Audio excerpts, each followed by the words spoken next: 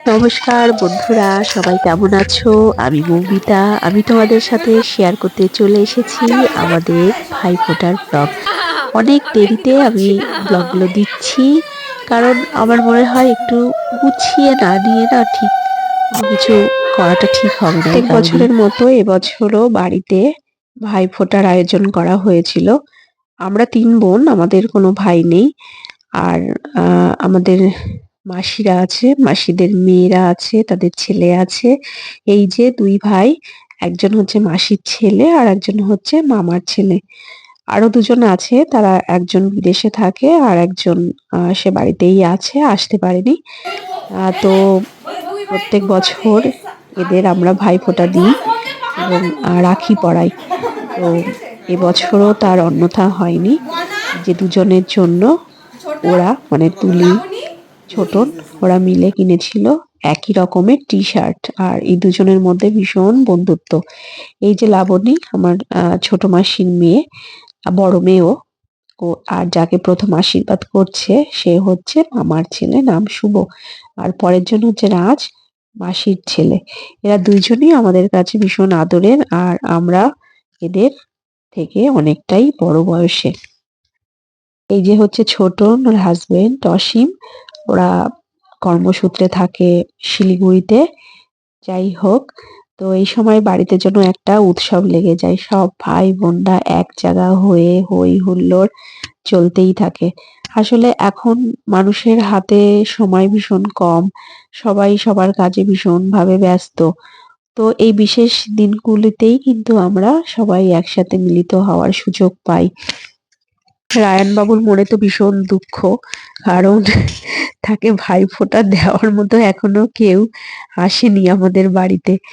যাই হোক, রায়ানকে আমার মা রাখিটা পরায়, ভাইফোঁটাটা দেয় না। সেটা ওর ৫ বছর বয়স হলেই হয়তো দেবে, এবং তার আগে যদি কোনো একটা বোন চলে আসে কোনো দিক থেকে, তাহলে ওর জন্য তো বেশ ভালোই হয়।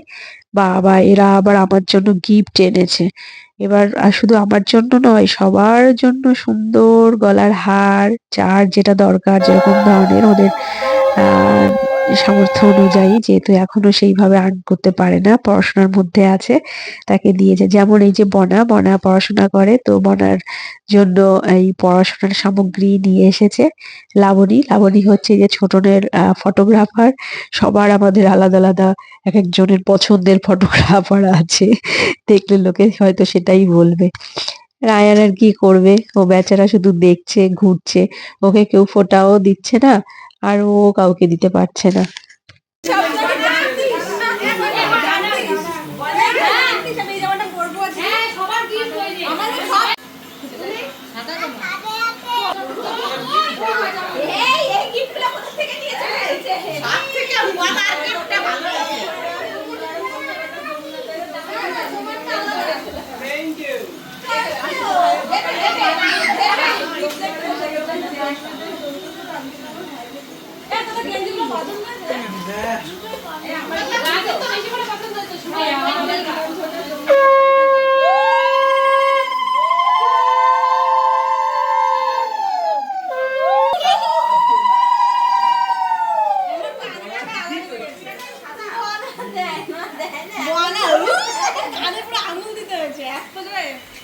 এই ছোট না দিতে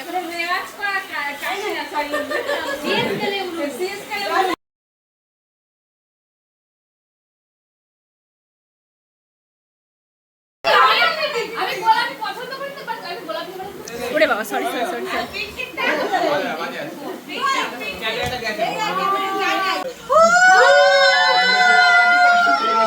এরপর সঞ্জীবকে ভাইফোঁটা দিচ্ছে লাবণী, তারপরে দিচ্ছে সোনামণি।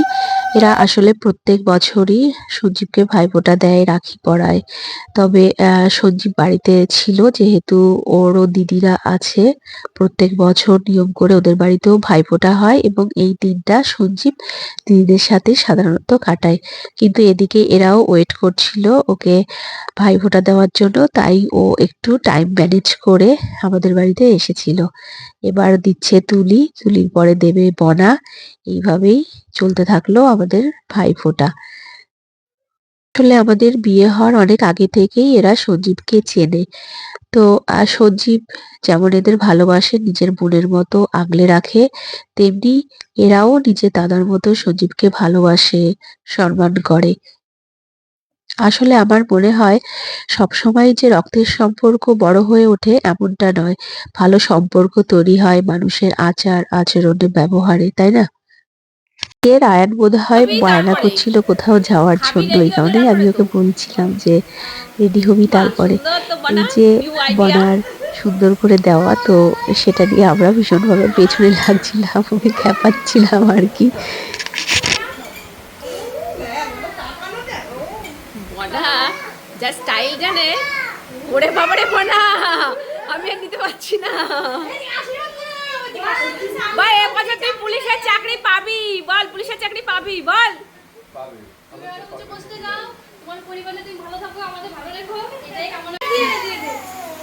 এই যে রায়ান গিফট ভীষণ পছন্দ করে, এরা সবাই ওর বাবার জন্য গিফট নিয়ে এসেছে, ওরা নিজে হাতে করে দেবে, কিন্তু ও আগে থেকে সব গিফট গুলো ওদের থেকে নিয়ে চলে আসছে।